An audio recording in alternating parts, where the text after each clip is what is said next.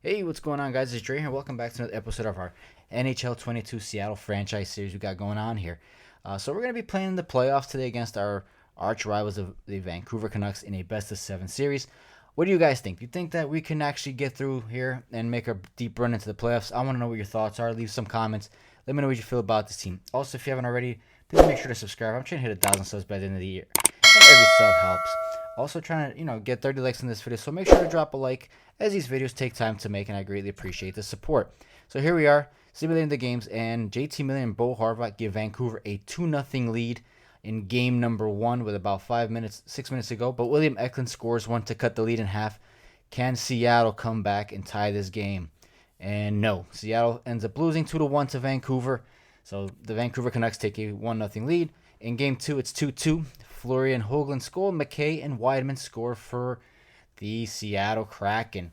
Going into the third period, Picard ends up scoring, giving the Vancouver Canucks a 3-2 lead right now with less than 5 minutes to go, and time is ticking. And Vancouver looks to take but Taylor Hall with 36 seconds ends up tying the game to send this bad boy into overtime. But Pinelli ends up scoring the game winner. So Vancouver now 2-0 series lead, heading back to Seattle. Can the Kraken make something out of it? So here we are, game 3. Bo Horvat and Jonathan Drouin score respectively for each team. Going into the third, Brock Boeser scores a goal to give Vancouver 2-1 lead, and Boeser scores again. Vancouver 3-1 right now, less than 5 minutes to go, and it's not looking good for Seattle Kraken. And there it is, Vancouver with a commanding 3-0 series lead. Can the Kraken come back, or is this lights out for them? Hopefully we got something in the tank, but here we are. Addison, Jake Bean, and Gaucher, 3 goals. Boeser cuts the lead 3-2. Can Seattle hold on, or is Vancouver going to come back? Wideman scores a goal to give it a 2-4 game lead right now. And with about 10 minutes to go, Peyton Krebs scores another goal, 5-2. Wideman scores another goal, 6-2. 7-2. William Eklund does. Kraken come out fighting, swinging, scoring goals left and right. So maybe this is the kind of boost that this team needs to, make a difference. So let's hope that this carries over to game number 5. But the Kraken survive, and it's 3-1 series lead with the Vancouver Canucks after a showdown and a beatdown by the Kraken on the Canucks.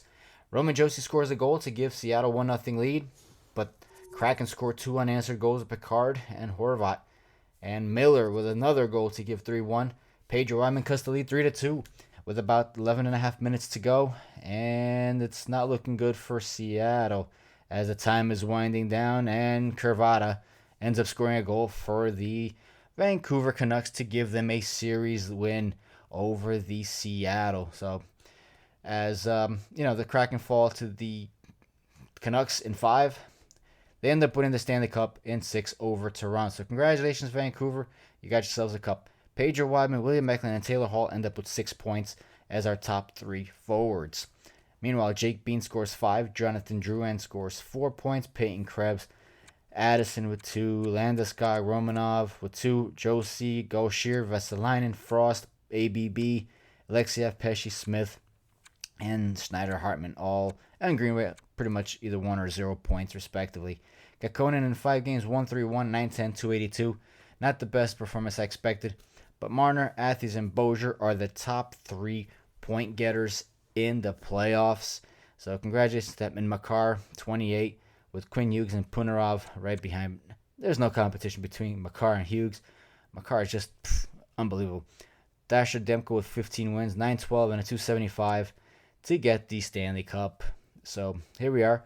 The Vancouver Canucks end up winning the Stanley Cup this year. Columbus gets the President's Trophy. Clarence goes to Vancouver. And the Prince of Wales to the Toronto Maple Leafs. McDavid with an Art Ross. Hart. James Norris to Makar. Lady Byng to Nylander. So these are a lot of trophies here. Picard with a Calder. Bozier with a Conn Smith. Rodrigo to Vezina. Jennings goes to Demko. Masterson goes to Dillon. Baloo gets to Jack Adams. Selke goes to O'Reilly. Lindsay goes to McDavid again. And the Maurice Richards to Brad Marchand. So congratulations to all the Stanley Cup winners. We're going to offer Ryan Hartman a $1.15 million over 3 years before free agency hits. I want to get this guy signed. And here we are, the draft lottery. The Islanders, Arizona, Seattle, Nashville, St. Louis, Dallas, Calgary, Washington, Anaheim, Philly, Los Angeles, Boston, Detroit, Montreal, Carolina, and Buffalo. So the biggest jump was the Islanders to first place. So we're going to ship Addison and ABB and a 7th rounder to New York for a 2nd and a 6th round from Columbus. We're going to package a 2nd from Columbus and Philly's 2nd to get into the first round, since we don't have one from Tampa's 21st overall pick. And with that pick, we're going to end up picking Marc Couture, who's a right D, left D, and he's basically an unknown, and I'm hoping this guy pans out. Gaucher, 5.45 over 3 years. That's what I'm offering you. You're pretty good. I think you'll be a good addition. Alexiev, 1.1225 for 2 years. Got to keep some defensemen here. Larson, 2 over 1.15. Cheap contracts for these guys. I think these were decent players.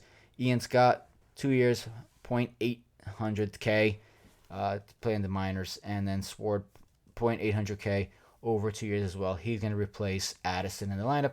Vesla, I'm giving you 1 year, 2.9, because I need to see something better out of you. You've been a disappointment on this team, and I don't know if I'm going to keep you. Jake Bean, 4, almost $8 million I'm going to offer you for 4 years. So you're a good defenseman. And then this UFA, Jake Ottinger, for 7 years, $2.5 million. I'm surprised he made it to free agency. I'm not playing around. I'm paying a little bit more, and I'm giving him 7 years. And Turpachenko, same thing. 3 years at 0.85. He's 27 years old. I'm hoping this guy can turn out to something else. Reclamation project. Here's our lineups. Landeskog, William Eklund, Taylor Hall, Weidman, Gaucher, Druin, Greenway, Krebs, Hartman, McCallum, Frost, and McKay. I like what I see. And then I got Bean, Pesci, Rossi, and Romanov, and Smith and Schneider for my forwards. But my fourth line, Wallstead makes the jump this year with Kokkonen as his backup. I'm hoping to see big things from him, as I think this guy can be something good. So here we are. We're going to be jumping into the regular season, but this is where the video is pretty much going to end. Also, don't forget to check out the other videos. The links are up in the end, as well as the cards, as you can click to see my other videos from this series. And anything else you want to see, please leave some comments below. I'd like to see what you guys think. Also, don't forget to hit that like and the subscribe button, as I look forward to seeing more of your comments as well. So take care, and I'll see you guys in the next video.